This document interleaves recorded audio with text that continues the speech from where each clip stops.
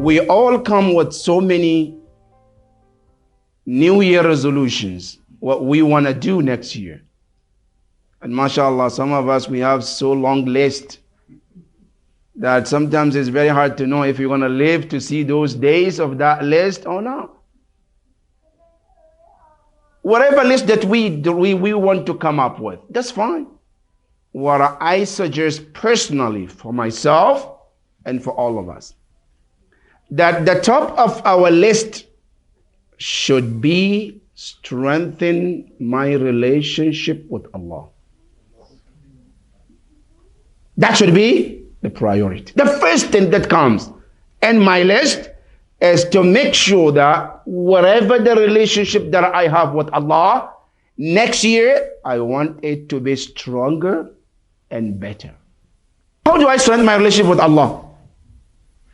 Because that is a big thing. I want to strengthen my relationship with Allah. But how? And where do I start? There are so many ways you can strengthen your relationship with Allah. But the easiest and the best and the fastest, and I know because sometimes when we travel, we're looking for the shortest way, shortcut, so to get there as quick as possible. The shortest and the fastest way to strengthen your relationship with Allah is salat. The best way to communicate and to strengthen your relationship with Allah is salat. That's the bottom line.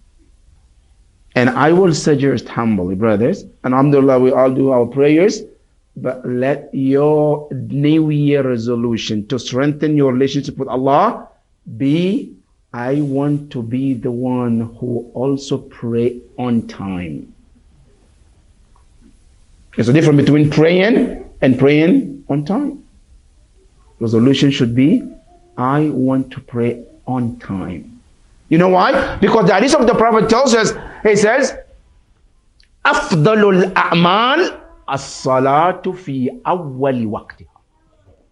The best deed that you can see in Islam is salat. By the way, you know that. And we call it in adhan, Hayya ala khair al. No, what did it is better than salat? Nothing. Salat is the best. That's what I say, Hayya ala khair al.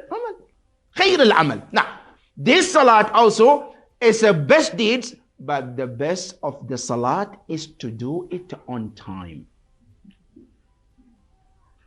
Brothers and sisters, if we can take this as our resolution for next year, as-salat fil waqt, trust me, we got everything done.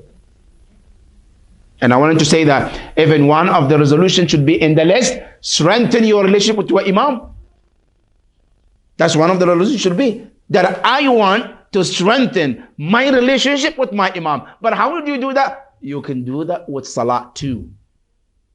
Salat, strengthen your relationship with Allah and your imam as well. And you know, and I know a lot of you have heard this story of a man who imam told him, the best you can do for me is to keep your salat on time. There was a story when Alim is telling this story that happened. It's a real story that happened. And Alim was traveling and he was sitting in the bus.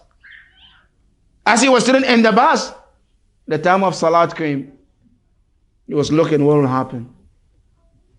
Then the narration said, before the bus even left, he was hoping that he will have somebody knowledgeable that can sit next to him so they can have a good conversation, educational conversation.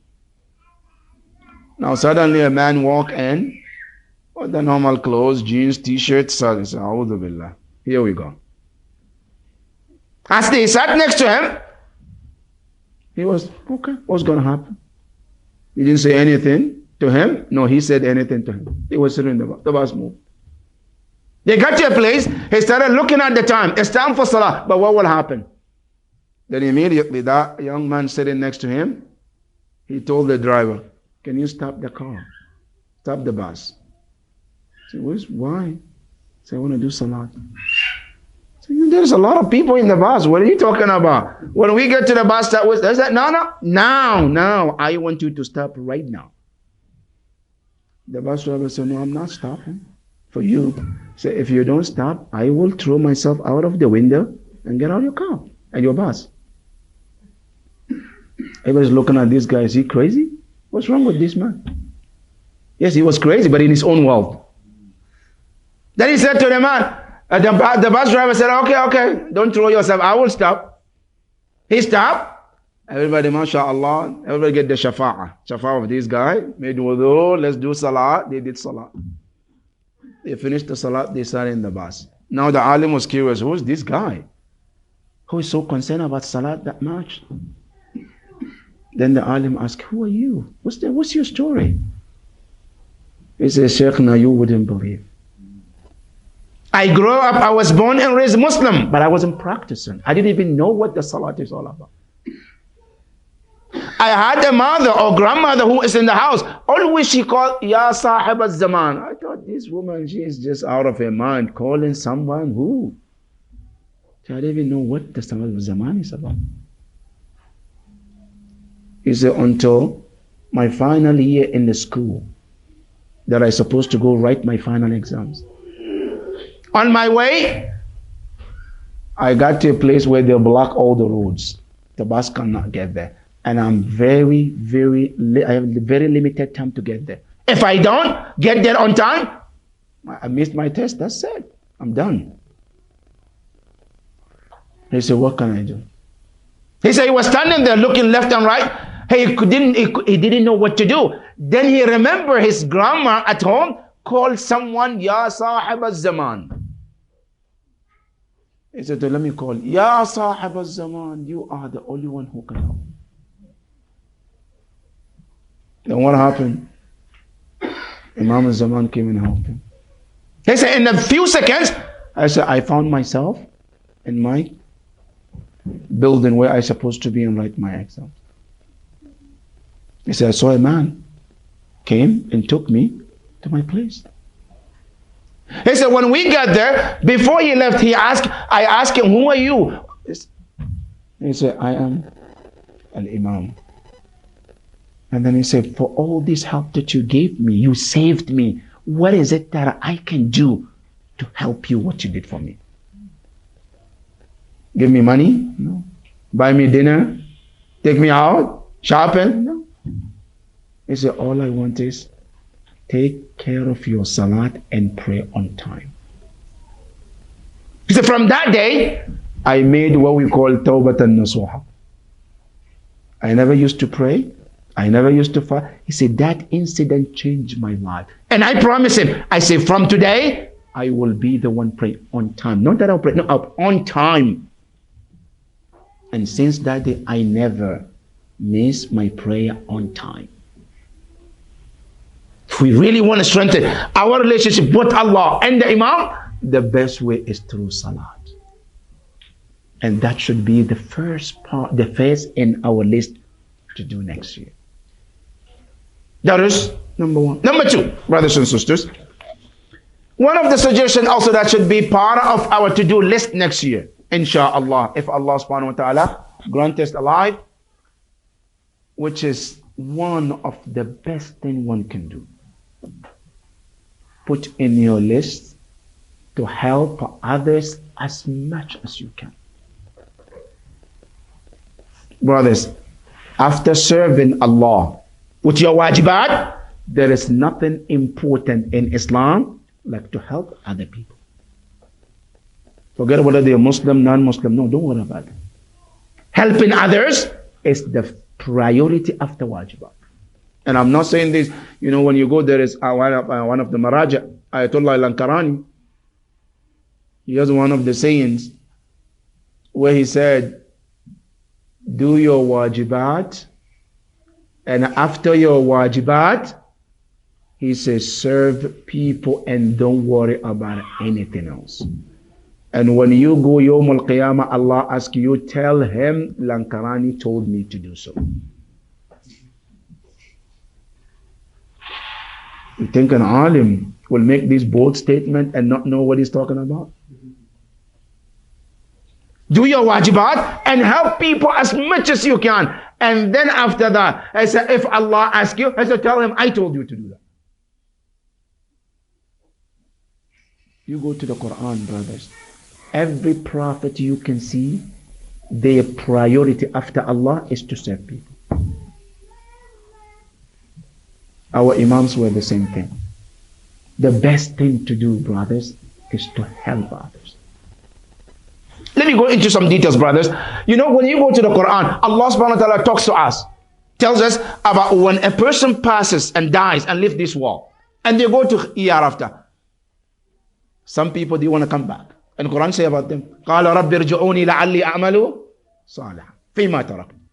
Ya Allah, send me back. Maybe But Quran didn't say. When they said, لَعَلِّي أَعْمَلُ صَالِحًا فِيمَا تَرَكْتُ, maybe I will do good when I come back. But Quran didn't tell us what kind of good are they talking about. Salat, fasting, Hajj, Zakat, homes. What are they talking about? Quran didn't mention that. But then Quran go to another ayah to tell you what is it that they will hope to come back and do. And you will be surprised it's not fasting. It's not reading Quran. It's not even salat. You know what they want to do? And Quran called them in Surah Al-Munafiqun. It said, وَأَنْفِقُوا مِمَّا رَزَقْنَاكُمْ مِنْ قَبْلِ أَنْ يَأْتِيَ أَحَدَكُمُ الْمَوْتِ فَيَقُولُ رَبِّ لَوْلَا أَخَّرْتَنِي إِلَىٰ أَجَلٍ قَرِيبٍ فَأَصَّدَّقْ وَأَكُنْ مِنَ الصَّالِحِينَ. Ya Allah, if you will please give me some time so I can give sadaqah, help others with whatever I have, so that I can be min as-salihin. That is the importance of giving, helping people in this world. Our Imams, that is their priority. Imam Zayn al-Abidin, after Salat al-Isha, he doesn't go to bed, he goes out helping people. Our Imam, Quran even said to us in many verses of the Quran, وَيُطْعِمُونَ الطَّعَامَ عَلَىٰ حُبِّهِ مِسْكِينًا وَيَتِيمًا وَأَسِيرًا. Not only that, Quran tells us, إِنَّمَا وَلِيُّكُمُ اللَّهُ وَرَسُولُهُ وَالَّذِينَ آمَنُوا الَّذِينَ يُقِيمُونَ الصَّلَاةَ وَيُؤْتُونَ الزَّكَاةَ وَهُمْ رَاكِعُونَ. That is Imam Ahlul Bayt alayhi salam. They always want to give others whatever they have. All the prophets, you go to the Quran, Allah subhanahu wa ta'ala talks about them. Ibrahim al-Khalil, Ibrahim will not go to bed every night unless he made sure that he serves someone. Every night he cooks, and Ibrahim was a good cook too. You know that? He was a good cook. And Quran tells about it. When the angel came, Ibrahim, what did he do? He cooked for them. And Quran said, فَجَاءَ بِعِجْلٍ حَنِيذٍ. What a good, mashallah, barbecue. Hanid in Arabic is called a barbecue. Right? Mashallah. Nice one he brought to them. Ta'ala ta'kulun. Eat. There's some food for you. 7 people, right? They said, no, we are not going to eat. So why are you going to eat? That's Ibrahim al-Khalil. Every night he will not go to bed unless he feeds someone. And something also to remember, when you go to Nahj al-Balagha, Imam Ali has a page that he talk about muhasabah. That every night before you go to bed, you do muhasabah. And the muhasabah, he tells you what to do. Part of the muhasabah, he says that one of the things that he was recommended is to ask yourself, who did you serve today? Who did you help today? And unfortunately, sometimes when somebody comes asking for help, we feel so bad. We think they're bothering us, they're disturbing us. You know what Imam Hussein alayhi salam said about this? Imam Hussein says, Inna min ni'amillahi alaykum an ja'ala hawa'ij an-nasi ilaykum. It's a blessing that Allah has put some of the people's needs in your hands. فَلَا تَمِلُّهَا فَتُحَوَّلُ إِلَىٰ غَيْرِكُمْ. Don't take it lightly, and then it will be deprived from you to somebody else. That is to tell us the importance of helping others, being there for others. And when we say help, it can be in any capacity you can. That is something should be part of our to-do list.